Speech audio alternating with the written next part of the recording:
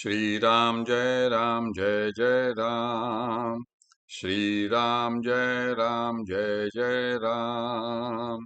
श्रीराम जय राम।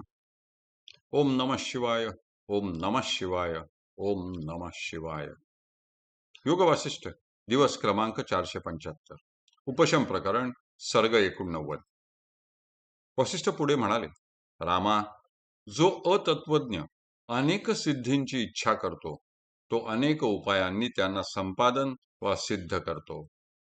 मणी, मंत्र, औषधी इत्यादी उपायांनीच आकाशगमनादी सिद्धी प्राप्त व्हाव्यात अशी जी नियती आहे तिला बदलणे शंकर, विष्णू अशा श्रेष्ठ देवांच्या हातीही नाही. कारण आकाशातून गमन करणे इत्यादी सिद्धी हा देवादी शरीरांचा स्वभाव आहे आणि स्वभाव स्वतः सिद्ध असतो. त्यामुळे चंद्र आपले शीतलत्व जसे सृष्टीच्या अंतापर्यंत सोडित नाही त्याप्रमाणे स्वभाव बदलत नाही, तर तो पदार्थाच्या उत्पत्तीपासून नाशापर्यंत स्थिर राहतो. कोणी एखादा सर्वज्ञ असो, बहुज्ञ असो, स्वतः भगवान विष्णू असो की शंकर असो, नियतीला बदलण्यास कोणीही समर्थ नाही. रामा, आकाशगमनादिक सिद्धी या द्रव्य, काल, क्रिया व मंत्र यांच्या योगाने स्वभावता उत्पन्न होणाऱ्या शक्ती आहेत. जसे विष हे स्वभावता मारते, मद्य हे मत्त करते, नासलेले दही किंवा कवंडलादी फळे खाल्ली असता ती उलटी करवितात, त्याचप्रमाणे योगाभ्यासादी करण्यात कुशल असलेल्या पुरुषांनी योजलेले द्रव्य, काळ, क्रिया इत्यादी स्वभावताच आपले फळ साधून देतात. पण ह्या अविद्या विषयांपासून जो अगदी दूर झालेला असतो व ज्याने अविद्येचा त्याग केलेला असतो तो आत्मज्ञ पुरुष असल्या सिद्धींची इच्छा करीत नाही किंवा विरोधही करीत नाही. कारण राघवा, द्रव्य, देश, काल, क्रिया इत्यादी उपाय तत्वज्ञ पुरुषाच्या उपयोगी पडत नाहीत. त्यामुळे परमात्मपद प्राप्तीला त्यांचे काही सहाय्य होत नाही. ज्याला काही इच्छा असते तोच यत्न करून सिद्धी मिळवितो. पण आत्मज्ञ हा नित्य तृप्त असल्यामुळे त्याच्या ठिकाणी इच्छा केव्हाही संभवत नाही. कारण हे निष्पापा, सर्व इच्छा अगदी शांत झाल्यावर आत्मज्ञानाचा उदय होत असतो.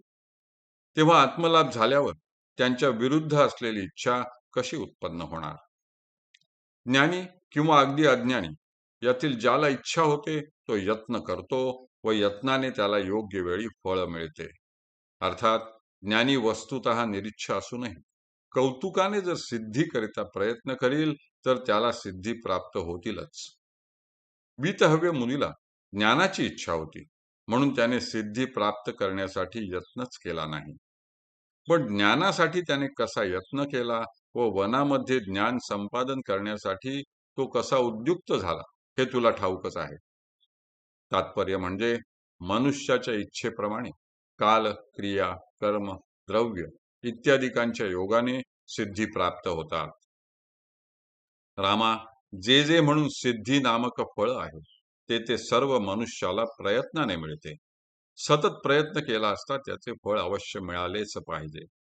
पण जे नित्य तृप्त आत्मज्ञ आहेत, जे सर्वांना इष्ट असलेल्या निरतिशय आत्मसुखाला प्राप्त झालेले आहेत, त्यांना सिद्धी काहीही सुख देत नाहीत. राम म्हणाला, ब्रह्मन, मला आणखी एक संशय आला आहे.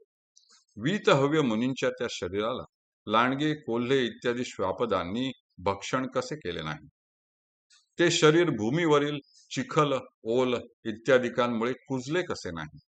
त्याचप्रमाणे तो वनात असलेला वीतहव्य तेथेच तात्काळ विदेहमुक्त कसा झाला आहे हे सर्व मला समजावून सांगा.